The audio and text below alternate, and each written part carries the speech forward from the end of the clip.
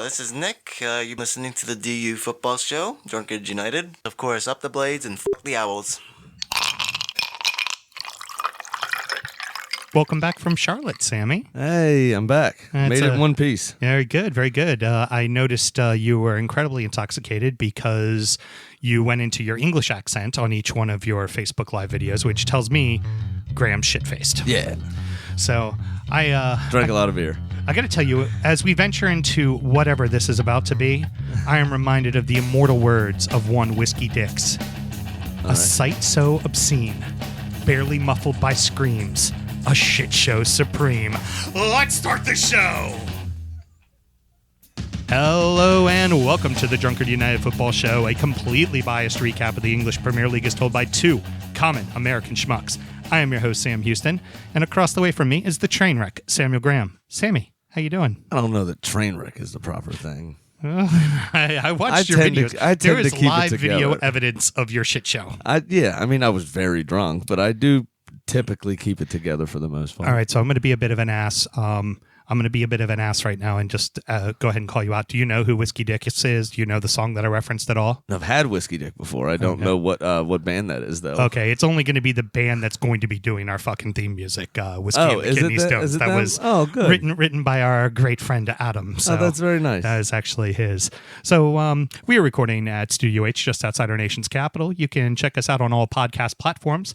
Please subscribe, rate, and review. And should you want to chat with us, there's many ways that you can. So, Sammy, tell the good people how they can get in touch. Of course. We are at DU Football Show on all the social medias. That's Twitter, Instagram, and Facebook. And then dufootballshow@gmail.com to get in touch via email as always. Very good. Or, as I like to always say, Sammy, you can just drive your happy ass over here. That's right. Which is the case of both of our guests tonight. We have Ray and Alejandro. Ray, how you doing? I'm doing well. How you doing? Wonderful. Ali, how you doing? Pretty good. Actually, you're going to have to say I sip down, like sip line down. That wasn't a drive. Literally lives directly behind me. So, boys, why don't you both tell us who you represent? Who do you support as a club? Manchester United. Manchester United. Manchester United. You know what? It's pretty like that. You know what, Sam? Too fucking easy. That's right, boys and girls. Welcome to the Manchester United Shit Show Supreme. There we go. But before we get into it, Sam, we actually have a sponsor now. So let's take a quick ad break and hear from them. No shit. Go right ahead, Sammy. Right. This show is brought to you by Dort Spirect. Sam, do you like never-ending pasta bowls? Why, yes, I do. Do you like oversized coffee mugs? Of course, don't we all? Do you drink to get drunk? Is there any other way? Then Dort Spirect is for you. Dort Spirect, destroying historic clubs since 2007. Sam and myself both work in the wine and spirits industry and both have a deep, passionate love for all things distilled spirits. So as the red-blooded Americans we are, we vow to have a drink in our hand throughout this show and every show. Sammy, what are we drinking tonight? So, last week we had Palomas, and this time we have the rum variant of a Paloma called a Flamingo. Excellent. The rum we're using in it is Ron Del Barrilito, which is a Puerto Rican rum, 86 proof. It's Puerto Rico's kind of main craft rum. It's a aged rum blended between 6 and 10 years old, all in charred oak barrels, of course. And it'll run you between $24.99 and $28.99 on the shelf. Yeah, it's a little bit of a pricier rum, but it is really damn good. And it's got a bit of a cult following amongst all of the craft bartenders. So if your town's got a bit of a fun scene, I know like Houston's got a really great cocktail scene. So does New York City. And of course, DC is very well known for its cocktail scene as well. That's definitely a rum you'll see behind some of the funner kind of fancier cocktail bars. Funner. Whatever. I think it's more fun. I didn't fuck up any of the beginning. All right. So if that's what you're going to point out, fucking victory. I'm okay. All right. Let's have a good show, boys. Cheers. Cheers. We got a lot of people. All around, everybody. Air, clink, clink, clink. So, not the year United Those fans... clinks brought to you by Dort Spirect, by the way. Dort Spirect. Every time I say their name, I get 10 pence and a bowl of chili. Oh, well done. Or pasta. Pasta would have been funnier. That would have been funnier. Sorry. Do you want me to fix that in post? No, it's okay. Just leave it. That's why I write the ads and you just speak a monkey. Okay. What a dick. What a dick. So not the year United fans would have expected. Typically, second year under Jose equals a title. I mean, it's pretty much what he's done every single time for a second year under a club. Yeah, pretty much. And instead, we got the third year, full down meltdown of Jose, complete fucking train wreck, and everything was a disaster. So there's a lot of layers to this onion that we can pull back on. So without even bothering getting into where they are now, let's just look first and foremost at your guys' thoughts on Jose Mourinho. What kind of damage did you think Jose ultimately did to the club? Well, let me start real quick. I think one of the things that he did was trying to make it more as a defensive team. That Manchester United has never been as a defensive team ever. So that's one thing I think that he did wrong. Tried to mess up too much with the players, getting too much into arguments with them, confronting the media, just too much. Fans, everything around. Jose being Jose? Pretty much. Yep. Ray, your thoughts? I can go so many different directions with this one. Please tell us how you really feel about Jose. What a train wreck he is. Honestly, I think he just terrible fitness for the whole club. Benching players that should have been on the pitch constantly. Going after the wrong players, I think, like Sanchez. I can keep going, but I think we know it's a train wreck. All right, so not helping matters at all would be the fact that you had contentious players too. You just mentioned Alexis Sanchez, Romelu Lukaku certainly didn't help, and really the queen bee of contentious players would be Paul Pogba. How much do you think, besides just the managing, how much do you think that those players individually impacted things, and what do you think their future holds? Before you answer that real quick, I need to raise a beer to the both of y'all. I forgot to do that earlier on the mention of Alexis Sanchez's name. Thanks for taking that cunt off our hands. Really appreciate that. And back to the question. Well, at first I thought Lukaku was a great signing from Everton. I thought he would fill in nicely for Zlatan that went over to the MLS. But now in hindsight, I wish we would have kept Zlatan and never signed Lukaku. So I'm hoping he's transferred sooner rather than later. By the way, thank you for that $90 million. That really came in handy for us. Oh, I'm sure it that did. Helped pay for Richarlison, which we're quite happy with. So thank you. Speaking of Sanchez, I know my friend to my right, Sam. He told me not to take him, and we took him anyway, and he was right. He's as usual. Yeah, as usual. Yeah. Pogba, I think he was a great signing from Juventus. I think we overpaid for him. I think a record fee back like almost $90 million. Yeah, $89 million after you let him go for free 4 years earlier. Yes, Yeah. yes. But Brilliant piece of business that. But I think when Gunnar took over for Jose, I think Pogba started to play better. But I think his fitness level is just way down. And hopefully this year, if he stays, I think he has a chance to really improve himself. All righty. Ollie, by the way, boys, y'all are being way too nice to your fucking team. They're fucking trash. They play like shit. Yeah? There we go. I'm not gonna lie. I There we mean, go. I'm just saying, like, So what do coming from Ferguson, I don't think right now anybody out there that can bring that old Manchester United back right now. Maybe all can do it. The way with the three players you're talking about, Alexis Sanchez, Pogba, and Lukaku, we didn't have a chance to see them. We were always defensive all the time. So there's no way you can have those three players show something when the whole team's like, no, let's hold back. Let's keep it on back. We've Things said like it that, how you many know? times last season, that Yes. the players Yeah. looked like they were in shackles, Yeah. right? They were in jail. Yeah, they and couldn't pass. there was no better indication of that than the World Cup. Yep. When most of your squad was involved with their national teams, they stepped out onto the pitch at first in the first group game of the World Cup, and they all just looked around like, oh, this is what football's supposed to be like. Yeah, definitely. I'm happy. Okay, so now that being said, because obviously the shackles of Jose wasn't the whole season, so then what would you think of them? Because it wasn't like they suddenly just warmed up to the fucking club and warmed up to Ole. They kept being pretty freaking contentious, including Pogba. In fact, probably more so than anyone, Pogba. So what do you think of their attitudes on the pitch towards the club? Do you want to see these players gone? Do you think you'll be able to get rid of these players? And if you don't get rid of these players, are they going to, do you think they're going to fall into line? I feel like, Pogba, I think we should keep him. I think we should give him another chance to see what he can really show up to the table. I think with Juventus, he did it. And I think he's capable of more things than, he's showing the World Cup, like he's World Cup winner. So I think he can do way more than he's doing at Man U. Alexis and Lukaku, I think you will never get the money back. So it's pretty much you lost money. I don't think you should get rid of them. Cut your losses. Pretty much. Try give a chance to the new players and the younger players. Give them a chance. That way you can try to bring United back. That's my thought.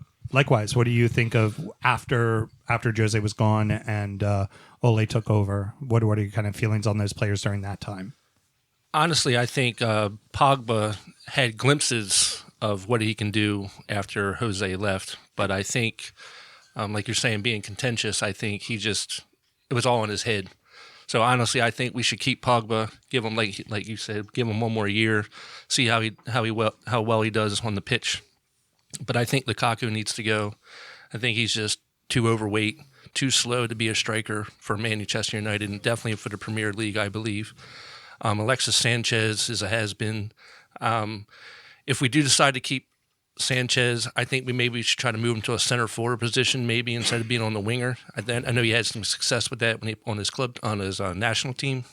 And when he played for Arsenal, did the same thing. Yeah. Correct. So through the middle a lot. So I think we should at least try that, see how that goes. But if he's not willing to put in the effort and really get fit for this season, because he was hurt a lot last year, I think we just need to move on with that. He played very well in the Copa America with his national side. Yeah, I agree. That's why I said I think he could have glimpses. Yeah. A little bit more freedom. If you want my opinion, I think one of the worst things that could have happened was Pogba winning the World Cup. I think he was already an arrogant player, and then that just blew it up even more. He came back. He obviously had all those bust-ups with Jose Mourinho, and then came in with Ole, and after a while started doing the same shit, you know? So let's go under the assumption, I'm actually going to jump ahead a few here. Let's go under the assumption that Sanchez is on the team, but probably not getting a ton of playing time despite the amount of money he's making. What do you think Ole's going to do as far as a setup goes, considering he's got... It doesn't feel like he has one tried and true striker if he doesn't keep Lukaku. Is this going to be a two-man system, or is it going to be like, a Rashford up top, Martial just behind him running off him? Is it going to be two wings? What do you think the team's going to end up ultimately looking like offensively? That's a really good question. I think if we get rid of Lukaku, I definitely think you can definitely put Rashford up in that number 9 position up there. I think I think Martial maybe can do two fronters, like you're saying. Yeah. I think that would work really well.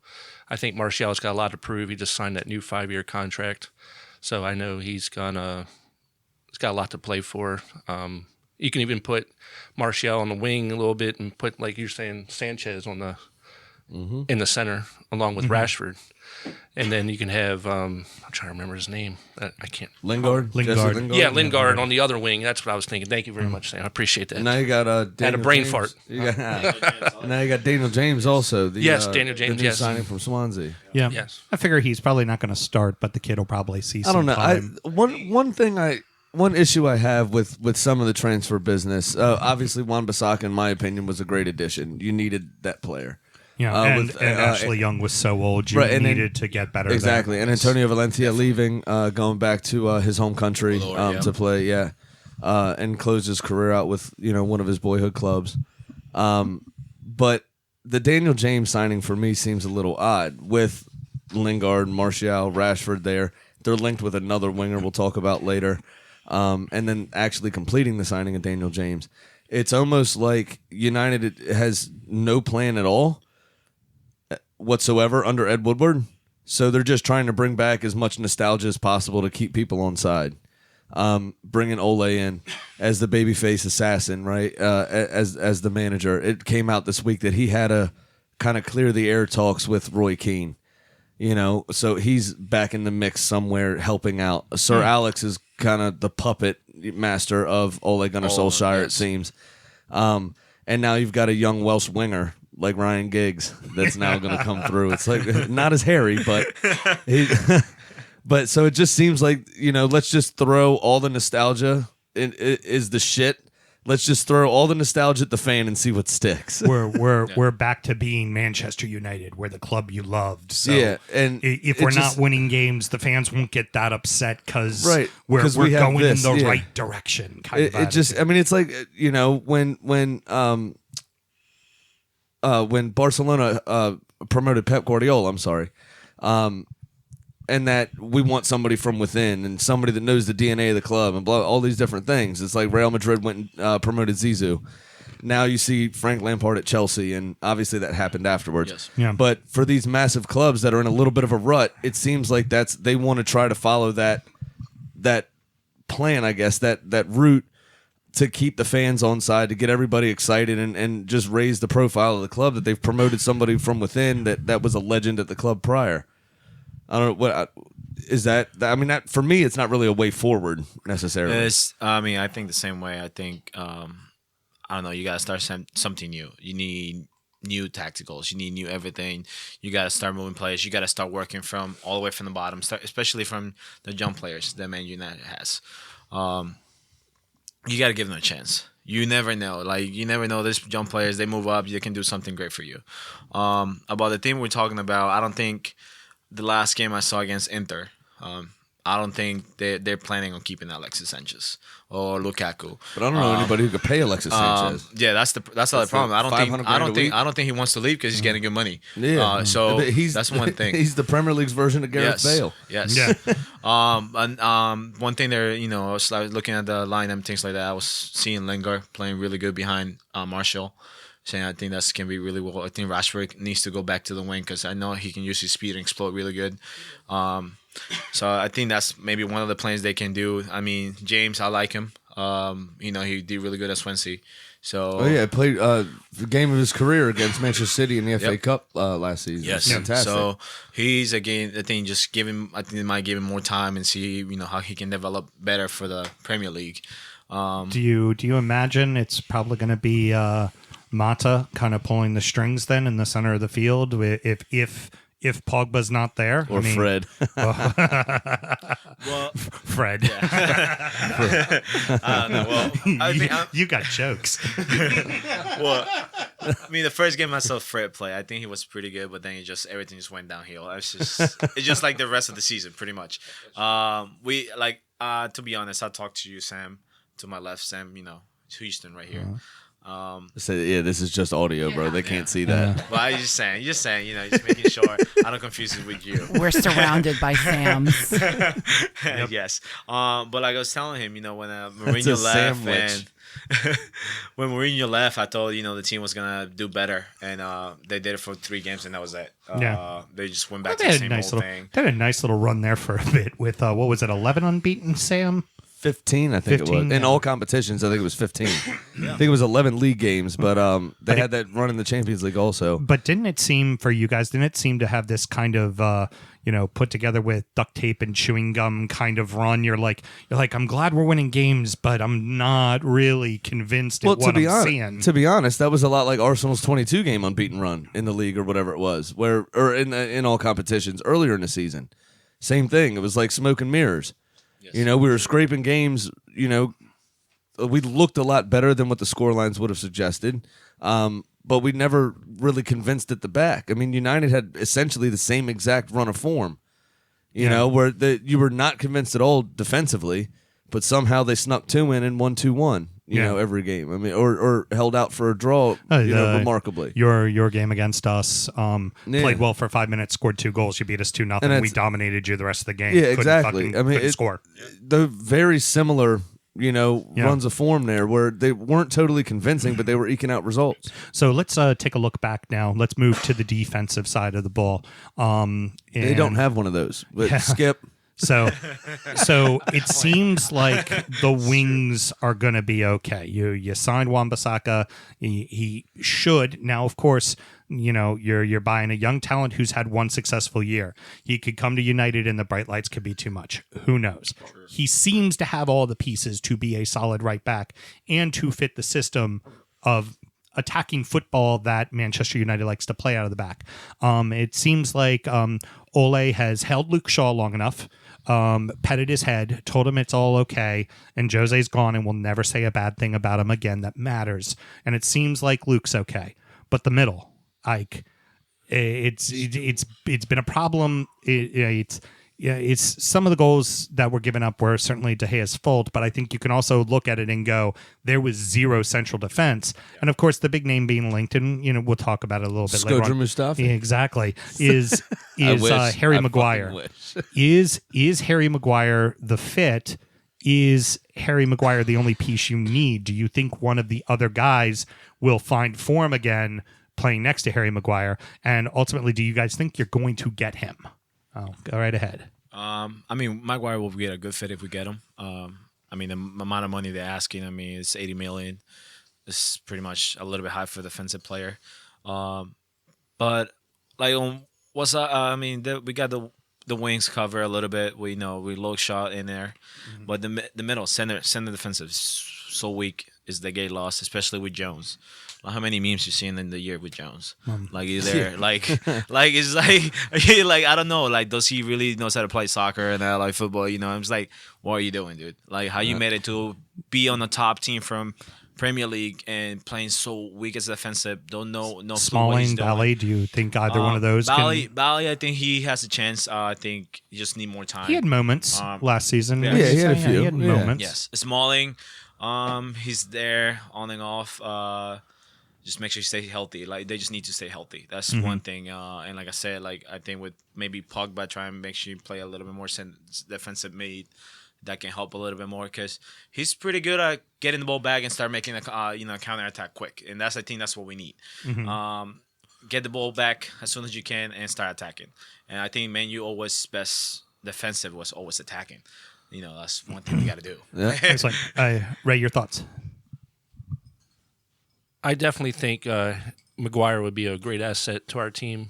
I think if we have to pay the $80 million to get him, I think even though it's a little reach, a little bit more than I was willing to spend, I thought he was worth about 60. But we need that center defense definitely.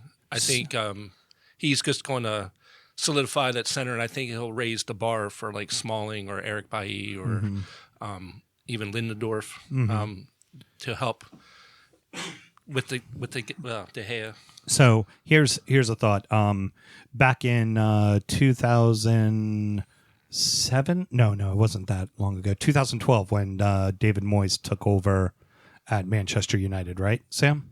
Something like that, yeah. Okay, so at the time, he was very interested in a Sheffield United center back. He wanted to spend $10 million on him. Oh, I've heard of him. And most of their fans were like, "Fuck off! Don't get anybody from the Championship. Someone from the Championship could not fill I've heard the spot on our team." Can I say who it is? Please, who was that Sheffield United player? Harry fucking Maguire. Harry fucking Maguire.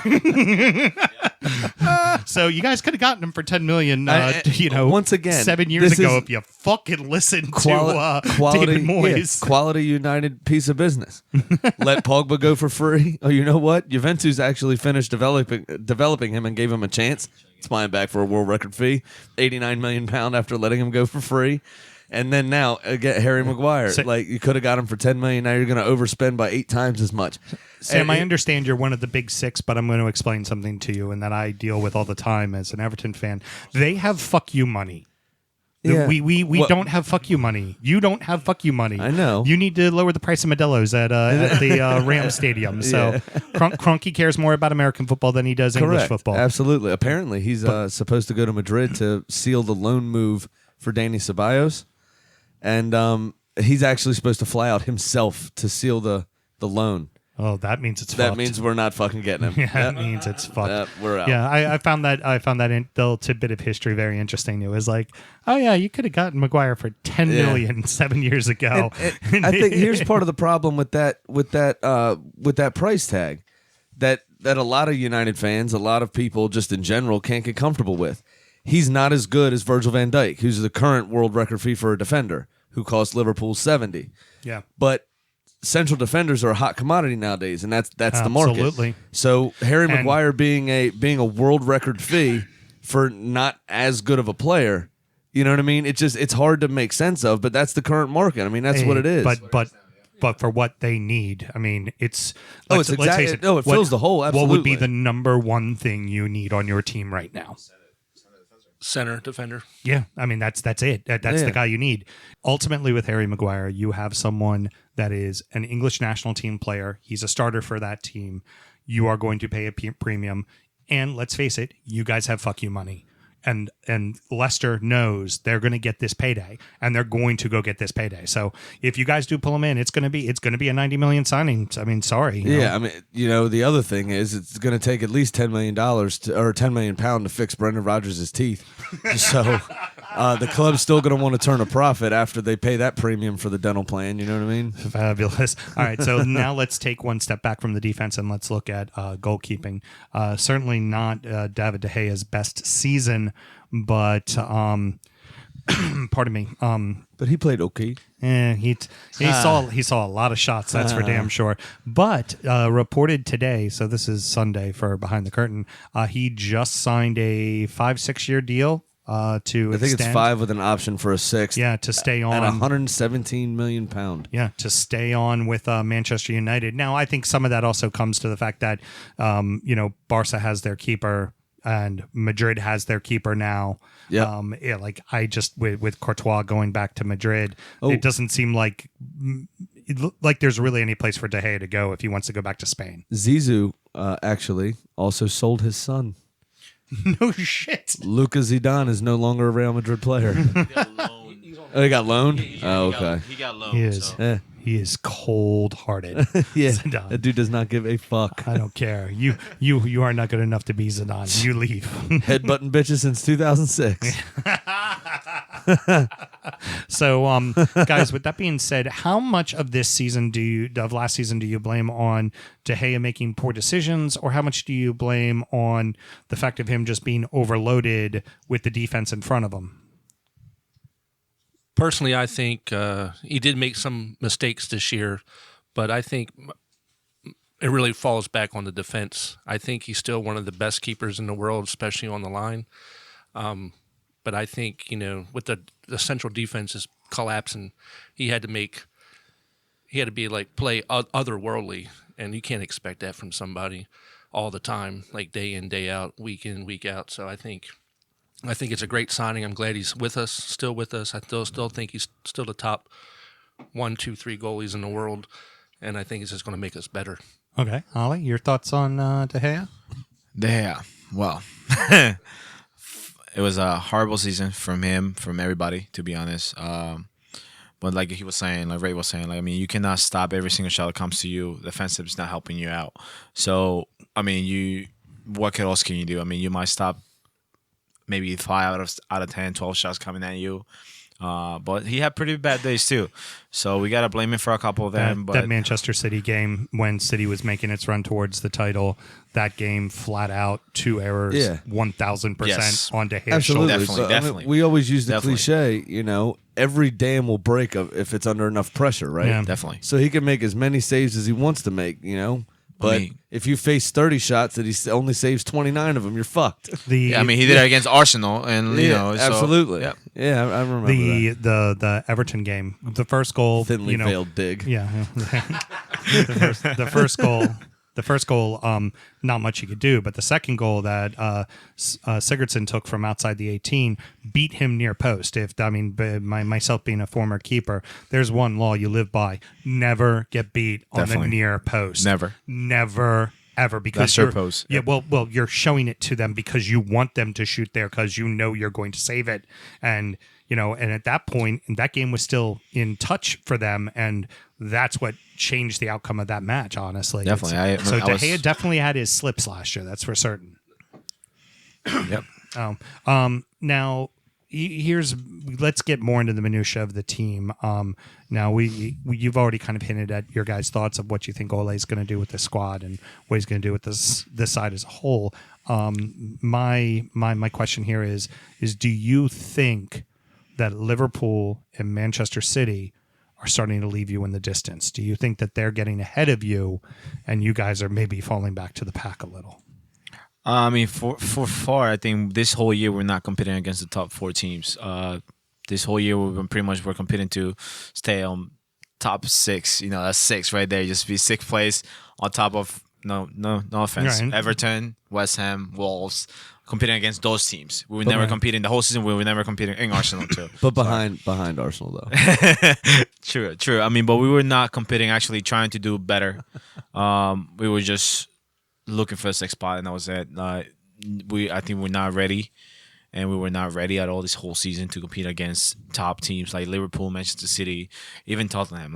They're pretty good. They can never finish, but it's okay. But That was definitely a dig. Yes, it was. But There's a dig that made Sam happy though, so he's okay. Yeah, but I just think Man United is gonna take maybe not this season, maybe a couple more seasons to be the old United we all know, and yeah. Do you think Ole Gunnar Solskjaer is going to be able to make it work this season? This season, if we are patient, if the people is patient and give him time to work, maybe, but it's not gonna be this season. I think it's gonna maybe take next season probably, because I think this season he's trying to renew the whole team, trying to give in new heirs coming in, and you will see a difference. I think you will see a difference, but you won't see Man United being top 4 or being we best team right now. They might start great, but can they hold the whole season? It will be hard for them. Yeah. But they need bodies. They need people that wants to play for the team, that wants to play for the jersey. They don't. That remembers what it Yes. is to be a Manchester United player. Absolutely. Definitely, yeah. And we need that. I'm with you. Yeah. Nobody that's affected by the fact that your sleeve sponsors a fucking toilet company. Yeah. Really? Yeah, Kohler. Look. Oh. Yeah. Shit just like a club.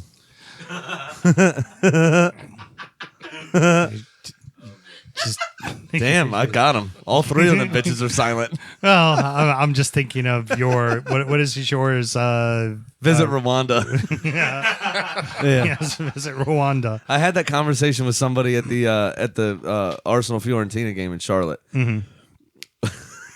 I asked just does the Department of the Interior, who pays for that?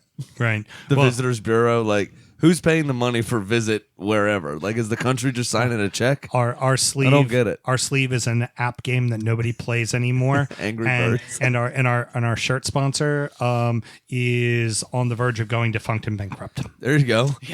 So, really excited about Real that quick, one. speaking of outdated iPhone games, Yes. my wife just discovered Candy Crush. Oh Jesus.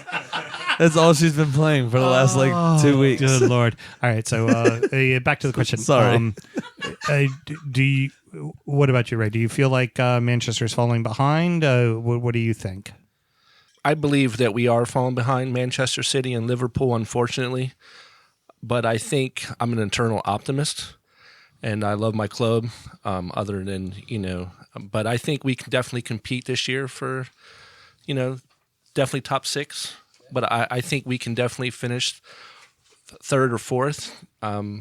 I think that Ole's got a really good game plan for me in place, but I think it just all depends on how the players respond on the pitch. I think the big test is going to be that opener against Chelsea on August 11th. Mm-hmm. I think how well we play on that opener, I think it's going to dictate how the season goes. But I definitely think that, we're heading in the right direction. I think, we definitely got to give Ole at least 2-3 seasons. I know you signed a 3-year contract. I think we got to let him play that 3 years out just to see where we're at after those 3 seasons. I'm going to go ahead and call bingo. You're going to call bingo? I had a couple of halvesies that I wanted to call bingo on, but I too. wasn't I mean, exactly I've been sure yet. very close, but I I know. wasn't sure if anything was there. All right, behind the curtain, boys, we've had a bingo game going the entire time on delusional shit Manchester United fans would say. What's your bingo? All right, game? so I had my fuck Jose, which Okay. nobody said fuck Jose, but they were I very hate downtrodden about Jose but- Mourinho. See, Yeah. I hate Jose, but Well, they I can never say it. actually said that. I said Jose fucked our season was mine. Okay, So, yeah, but, but they never directly said he was Now- responsible for the entire season going to Right. shit. So I was you saw me. I was leaning them that way. I was like, Yeah, come on, I know. give it to me, give I it to was- me. The I was last so one, close. the last one, I directly asked Ale, "Is Ole going to make it work?" I just Well directly asked the question because So- I was hanging on. That's So- not fair. So what was the other one? What was the other one? By the way? The other one was get Rom out, Okay. where yep, it said, Ray said that he would like to see him sold. okay. So that's the same. I'm going to go ahead and give you. Bingo on that one. My bingo. Like I said, mine were kind of halvesies. We'll be fine with Rashford. That was a definite in. They said, "Oh, we'll be okay with Rashford." Rom is fat and/or lazy. They did say That- Rom was slow And overweight. He said overweight. So, okay, so Yeah, he said overweight. My halvesy one was Ale did say we are amongst the best clubs in the world, but he did not say the words directly. We are Man U, the best club in the world. So I needed that proclamation. So I only gave myself a halvesy in there. Mel, how close were you? Well, they did allure to the fact they'll be fine with Lingard. They never talked about Pogba's PK, so I was screwed I on was that one. so hoping you guys would talk about his. Ollie never Hands off, said we hands will off. win Europe. He was going more realistic, so that didn't work. I figured that the thing was it on there, close. so I didn't bring I up was the close penalties. with Maguire because I was waiting for them to say Maguire will fix our defense, but they were Yeah. just talking about how good he was going to do. Mine was Maguire's too slow for our defense. Mine was the opposite to see if they'd be like, nah, fuck that guy. We're not spending $90 million on him. He's too fucking slow. I did get my free space though with Oh, okay. Sam compares or talks about Arsenal. Oh, I definitely got my free space. That's a Sam good G one. mentions Arsenal. If she had talked more, Well, I would have, dude. If she'd have ran her mouth, I would have definitely told her to hit the fucking mute button. Yeah, but she she didn't knew run her that mouth at all. run the mouth was on this one, so you're not gonna give it. She's not gonna say anything. But you still won bingo. So You guys settle had down. microphones that could direct them to answer the way you wanted it answered. I tried that and it didn't fucking work. Okay, so unfortunately, I didn't get the ultimate delusional one, which was we can win the league. I was really hoping for that one.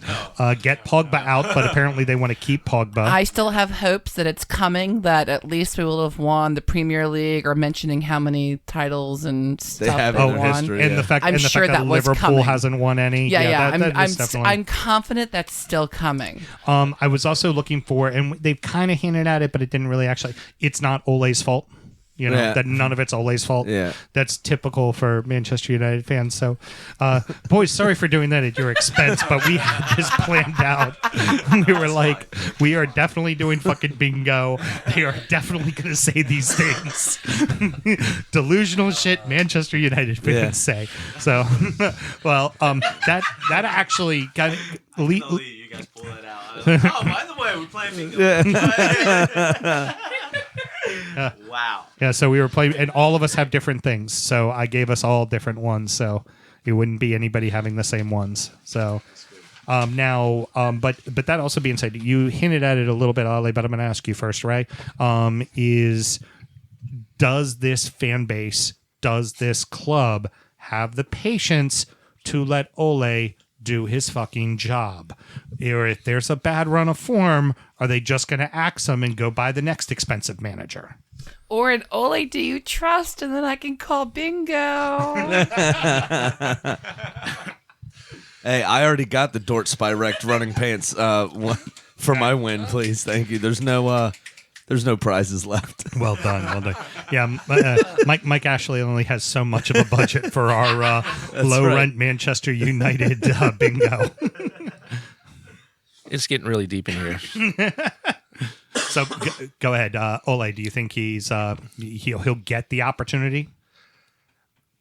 I think I think he has to get the opportunity. I mean, we invested so much, the 3-year contract in him. He's got the free reins to sign any player, supposedly, to open the purse strings. He says he's really working really close with Woodward and everybody else within the organization to get back Manchester United back to being the top in the league. So I think as a fan, we have to be patient. We have to let it run its course. Even if it starts off as like a shit show, like you said, like Ali said earlier, it might not be this season. It might be next season or the season after that. But I think we definitely have to give it a shot. We have to be patient. Yeah, like any good virus, you got to let it run its course, man. As we pass the mic over to Ali, but let me say this. I think we now Chelsea, it's because it's self-imposed because of the transfer ban coming up. But I think you're starting to see this even happened with Liverpool a few years ago. Yes. Liverpool was having a tough time. There was a few seasons there where Everton was finishing in front of them, and they were finishing in and then got fucked by Liverpool winning the Champions League. Yeah, then winning, but them coming in like 6th, 7th, 8th place. But they did that in order to build the funds back up, build the side back up, be able to spend the money to put themselves into contention again. And it seems like this is starting to become the norm for some of these bigger clubs. They're saying, you know what, maybe we just gotta, don't just hire the big name guy and give him $200 million, because that's not necessarily going to equal titles. So, Ali, go ahead. Your thoughts. Like Ray was saying, I think we gotta let him work. Let him work. That's all we gotta have to do right now. Because if you want to go hire somebody else, it's just gonna be another headache. You gotta have to go through new tactics again. The players start getting like, we just learned something now. You want to change our way of playing now again in the mid-season, when it's not gonna work. You can just start from the beginning, start working, finish up. You cannot just start something new in the middle of something. It's like when you're doing something at home. You start building something, then it's like, let me just do something else. The other stuff never got done. So they just let them work. Hopefully, top 3, top 4, we can finish, qualify to Champions League again. We have to do something. And just let's hopefully they do great. And if they don't, just be patient. The players need to start working too, not just him as a manager, but the players too. We can just blame the manager. We gotta make the players play hard. Like you get paid them that big amount of money not to do your job. Yeah, I mean that's absolutely true. Yeah. The manager can only do so much. The players still have to go out and execute. Yes. And at the same time, the players have to take some responsibility. Yep. If the shit's not working, change it on the field. And that's where I think Manchester United, I think Arsenal forever lacked under Wenger, where in that everybody got comfortable in those last few years, right? Mm-hmm. So it was, shit's not going right. There's no Roy Keane on the field. There's no Patrick Vieira on the field that says, hey, fuckers, do your fucking jobs, or take the next 6 minutes and we're going to do it this way and see if that works. There's nobody to take the game by the scruff of the neck and change tactics mid-game. Take it on themselves. There's not a big enough personality in the side. A right proper prick. Yeah. Someone, because there's unfortunately the guy in the middle pulling the strings is Pogba, and you know what? He's not a right proper dick. He's more of a prima donna. He's still taking the penalty from 15 minutes ago instead of defending. True that. But you have to get that leadership on the field. Yeah. And you can only do so much. You know what I mean? As a manager, like I said, you put the tactics in place, you put the players on the field, but if they don't take that and execute, it doesn't matter who you are. Yeah. So you kind of already answered the question that I'm going to ask. So let me go ahead and pose it to Ray here. Ultimately, how do you think Manchester United finishes this next campaign? How does it go for them? Well, I think we're going to finish in the top 6, whether between 4 and 6, I believe. I would like to finish 4th and get back to the Champions League, but I think if we have to win the Europa League this year again, like we did under Jose, to get back to the Champions League, then I'm fine with that as well. I still think we're going to be really competitive. I think we're going to beat Arsenal, and I think we're going to finish above Arsenal. But that's just like my personal opinion. Just like you said this season, didn't you? Mm-hmm. Yes. You didn't though. That's okay. That's okay. we'll let you win. This time. All right. Yeah. But I really like to see us and Arsenal go back and forth like it was back in the back late in the days, yeah, the late that was '90s and everything, finishing 1-2. But again, it can't be that because there's no fucking personalities on the field to make it happen. You've got James Milner, Jordan Henderson, Gigi Wijnaldum at Liverpool. You've got Fernandinho and now Rodri. You've got that field general. You've got that personality on the field that's going to have those battles. It's going to give everything for the shirt, put in the tackle, even though it's late, just to galvanize the team. Those two clubs have a me. That's what I do for DU. How many cards do I take just to fucking prove a point? Oh yeah. Most of the time I turn around and I'm like, hey, fuck all you guys talking to my own team. Do something. Yeah. Or you're going to be on the end of this. Yeah. We don't have those players at Arsenal and Manchester United right now. No. You just got one or are keeping one, I'm sorry, in Idrissa Gueye. And you've got one in Gomez who came in late a couple of times and done the stand up from the tackle and clap his team on. Like, come on, guys! Don't talk so fast on Gay. That's we're about to. I just heard PSG 30 million. Salt in the wounds on that one. Yeah, I He's just been heard bitching PSG about that 30 all day. million, yeah. But you know what makes me feel better? This is what ultimately makes me feel better. What's that? We kicked the shit out of them 4-0 the last time we played them. It's time to tell you what little we know. It is speculation time, Manchester United edition. So, Sam, before you get started here, I am reminded the traveling brotherhood of the Bottle of Malort hasn't visited these two young gentlemen yet.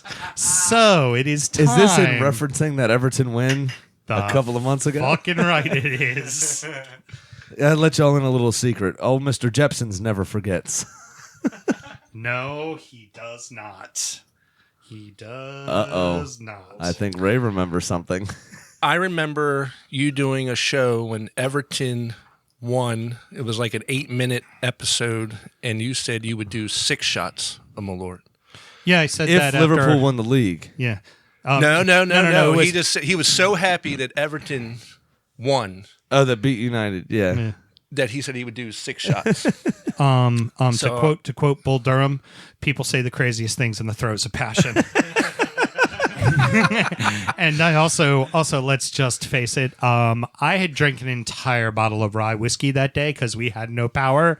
Liverpool had just lost the league, and I was feeling zero pain. I did do my 3 shots, which I feel fully fine on, but 6 would be a bit much.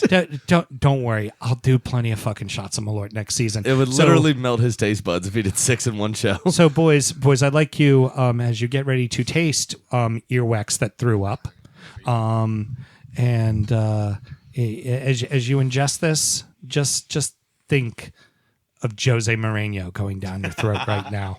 Enjoy. All right. Here you go. Jepson's Malort brought to you by Dort Spirect. Pretty good. Pretty good. Guess that happens when you come from a country with war crimes. True. I told you that we're coming. Oh my God.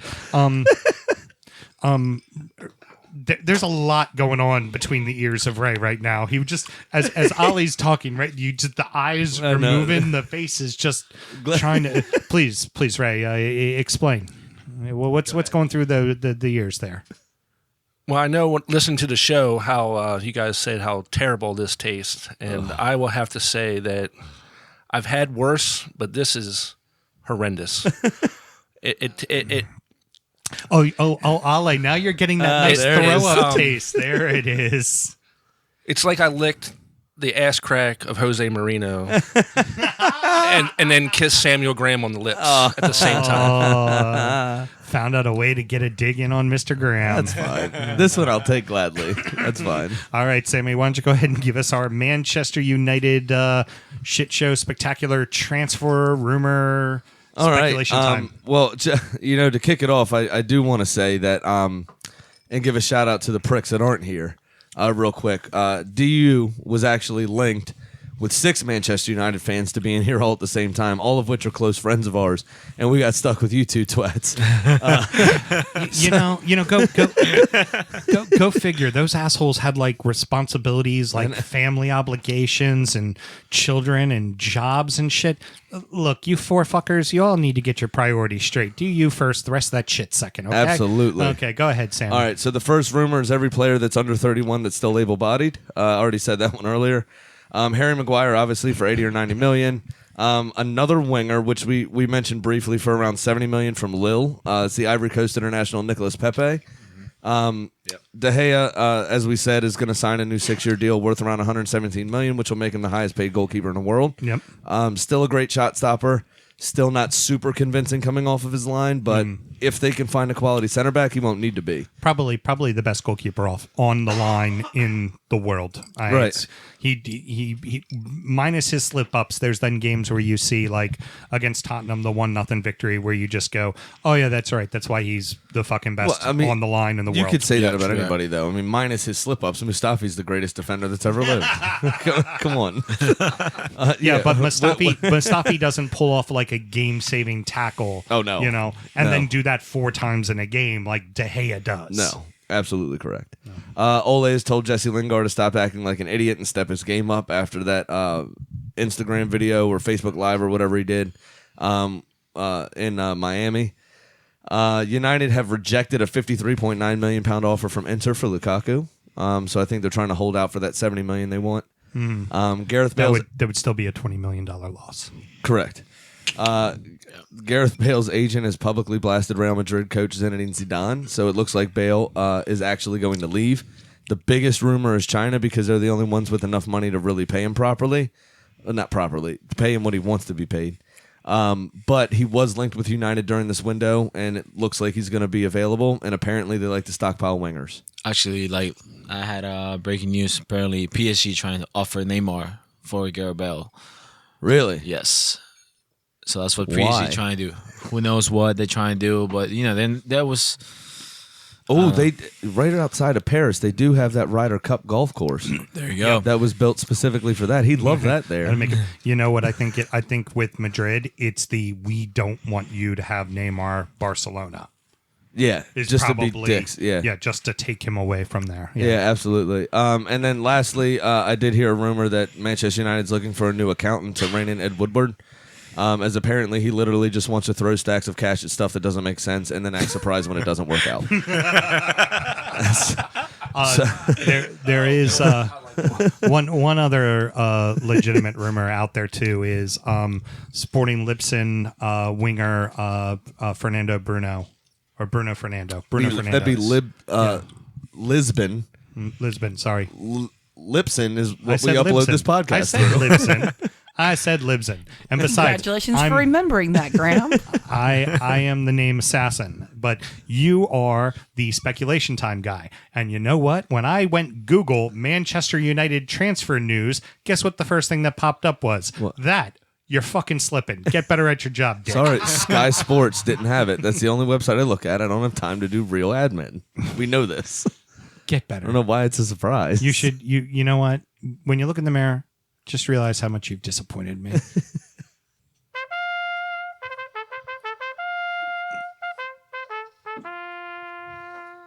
So again, behind the curtain, we're recording on Sunday. We don't have DU talk because we don't play till Tuesday. Right, exactly. So we got nothing for you. But of interest. Ale actually used to play for us. And much like Lauren Conchoni this week, stopped returning our phone calls when it came time to play the next week. Why don't you tell us a little bit about that, dickhead? Got him, coach. Whoa. I'm like Roy Keane on Man U TV right now. Fucking get it. Oh, my goodness. Well, I mean, like I was saying, it was fun playing with you guys. We loved having you. We really did. All jokes aside, we loved having you. It was fun. Yeah, it was. I think it was just competitive level. We had it there. I mean, you, Sam, you were complaining. We're a bunch of old people, but still, you guys were giving it all, against 20-year-olds sometimes, because it's a really competitive league.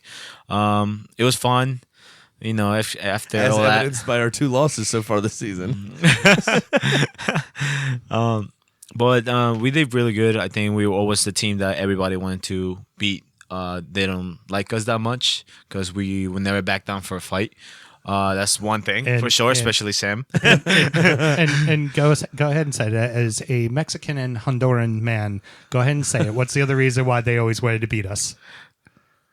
Because we were white. Yep. That was it. We were the white boy team. Since we brought up Ali's nationality, real quick, I did want to apologize for everybody. Obviously, through this medium, we can't have subtitles. So, if you... Sorry about that. Oh boy! I knew it. You guys were kind of coming up with that stuff. Graham, don't be upset because he rolls his R's so much better than you do. I know. I'm the resident Puerto Rican. Come on. I'm supposed to be the Latin one. I tried to say Barrilito, right? You see what happens. I saw you nod your head. I did pretty good with it. You're right. You're right. Nod your head. No, hold on, Sam. I had problems in the kitchen when we were doing the Facebook Live, but yeah. I always thought you were Danish and Cuban. Oh, so, fuck off, mate. Alrighty. Oh, okay. So, anyways, that about wraps it up. Sam, any parting words? Not really. No. This week. Not at all. How was your weekend? It was good. You had fun? Yeah. Okay. Had a good time. All right. I talked about it on the Tuesday show. Okay. So I'm just saying, you're just, I'm just saying an opportunity for you to talk, and I give it to you, and you don't. So guess what? You're done. Shut the fuck up. Oh yeah. Alrighty, by the boys. way, Hey, I have. No, we stopped into a lot of supporters pubs down in Charlotte. Met a bunch of people. It was great. Everybody was very welcoming. Really appreciate everybody that took the time out to talk to me. Took a business card, or took a picture of one when I started running low on them. That happened. But I did meet one of Arsenal's most famous supporters for the 4th time, and this time I actually got to spend some time with him, a guy named Baz. He runs a magazine called The Gunshot. I don't have it in front of me. I forget the name of it. Anyway, I'll talk about it later. But it only comes out 6 times a season, and it's only available at the Supporters Club in London. You can't get it anywhere else. Oh, very cool. Yeah, and I think it's Gunflash, actually. Gunflash. It is Gunflash. Costs £2.50. They, much like this, lose money on it every time it comes out, which is why they went from 8 times a season to 6 times a season. Right. But he was very generous with his time and said he's actually going to toss our business card in the old magazine there. Quite so, lovely. So yeah, it was worth it. So take that, Mike fucking Rogers. Yeah. Oh. Yep. And there is a business that I went to, is the Everton Supporters Bar. And I'm not going to say the name until he promised me he was going to pimp us on his social media. So I'm going to wait for that to happen before I drop my plug. Heard. Well, boys, thanks so much for joining us. Ray, had a great time, man. Thanks for coming in. Oh, thank you so much. I really enjoyed being here. Excellent. And Ali, have a lovely seeing you as always. I mean, it's not like it's hard to see you. I saw you this afternoon in the backyard. So, but great to see you, sir. Anything you boys want to plug? It was nice to be here for you guys. See you guys again, especially Sam Graham. Don't see him that often no more because I don't play with that team. It was nice to see you guys again. Like I said, I run an academy around this area, so kids, different ages, all ages, training, everything. So you guys can follow me on Instagram. Ale Football _training, and yeah, that's ALE_football. FUTBOL. Yep. Is it _football or underscore training? Underscore training. Sorry. So messing up. Ale Football. I'm just like the team. I know, it's bad. Ale Football _training. There you go. So check him out and get your kids trained up by him. Thank you very much, boys. So thanks again for joining us, boys and girls. We will have a couple of bonus episodes throughout the next few weeks. Like this one is going to be posted on Thursday, and we'll do a normal Tuesday show and a Thursday show. And we're going to do that for the next 3 weeks because we suck at admin. We've run out of time, and we need to hurry up and finish up the reviews of all the fucking teams this season. So till next time, everybody, take care. Good night.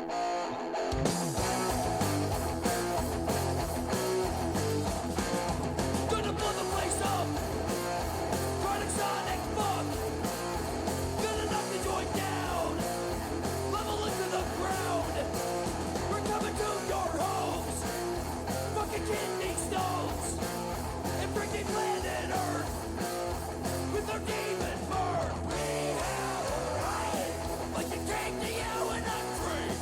A son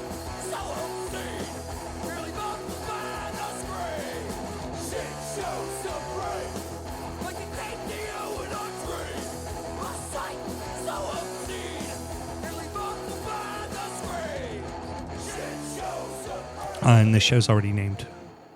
Man U. Manchester United shit show spectacular. Or Man U shit show spectacular. Yeah. We'll just do Man U so it's not as long. Yes, the Man U shit show spectacular. Or you could name it Manchester United is being investigated for human trafficking after being linked with every able-bodied footballer that's alive.